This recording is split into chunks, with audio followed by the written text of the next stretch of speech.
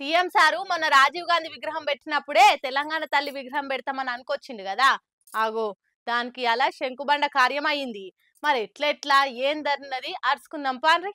ముఖ్యమంత్రి సార్ చెప్పినట్టే తెలంగాణ సచివాలయంలో తెలంగాణ తల్లి విగ్రహం పెడుతుండు. ఇయాలనే భూమి పూజ కూడా చేసిండు. డిసెంబర్ 9 నాటికి తయారయ్యేటట్టు చేస్తారట. ఇక అయ్యగారులు వచ్చి వేద మంత్రాలు చదువుతుంటే సార్ కొబ్బరికాయలు కొట్టి విగ్రహం మంచిగా రావాలని మొక్కిండు. ఇక పూజ అయిపోయినాక ఈడ కొంతమంది ఆ లోల విగ్రహాలు పెడదామని చూసిండ్రు. కానీ నేను రాజీవ్ గాంధీ విగ్రహం తెలంగాణ తల్లి విగ్రహం పెట్టి అలా కుట్రలు సాగకుండా చేసిన అని చెప్పుకొచ్చిండు. మొన్న అన్నాడు కదా కేటీఆర్ ఈడ కేసీఆర్ విగ్రహం పెడదామని చూస్తుండు. నేను అట్లా గానియా అనుకొచ్చిండు కదా సీఎం సారు. ఆగు ఇవాళ కూడా మళ్ళా గదే చెప్పుకొచ్చిండు. పక్కన అమరవీరుల స్తూపం తెలంగాణ కోసం అమరులైతే సచివాలయానికి అమరవీరుల స్తూపానికి మధ్యలో దేశం కోసం అమరుడైన రాజీవ్ గాంధీ గారి విగ్రహం ఉండాలి.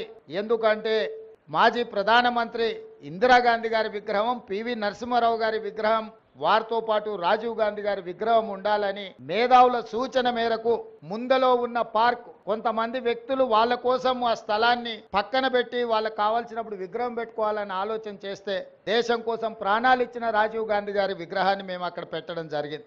ఆయన బీఆర్ఎస్ వాళ్ళ విగ్రహాలు ఏడున్నాయి రాష్ట్రంలో. సచివాలయంలో కేసీఆర్ విగ్రహం పెడతందుకు ఏ సెంటర్లకు పోయినా మీ కాంగ్రెస్ లీడర్ల విగ్రహాలు కనిపిస్తున్నాయా, మా బీఆర్ఎస్ వాళ్ళవి కనిపిస్తున్నాయా? చూసి లెక్కలు బయట పెడదామా? అట్టిగెందుకు కేసీఆర్ విగ్రహం సచివాలయంలో పెడదాం అనుకున్నారని బద్నాం చేస్తారని అటు కార్పాటోలు కూడా కన్నెర్ర చేస్తుండ్రు. మరి చూడాలే ఈ పంచాది ఏడుదాకా పోతుందో. హైదరాబాద్ లో చెరువులను ఆల్చుకొని కట్టిన బిల్డింగులను బూర్జ చేస్తుండ్రు కదా హైదరాబాద్. మరి ఆ బుల్డోజర్ల ఖర్చు ఎవరు పెట్టుకుంటారు, ఆ చెత్తంతా ఎవరైతే పోసుకుంటారు అని చాలా మందికి డౌట్ ఉండే కదా. ఆ అనుమానాలు పటాపంచలయ్యేటట్టు మొత్తం చెప్పేసిండ్రు హైడ్రా హెడ్ రంగనాథ్ సారు.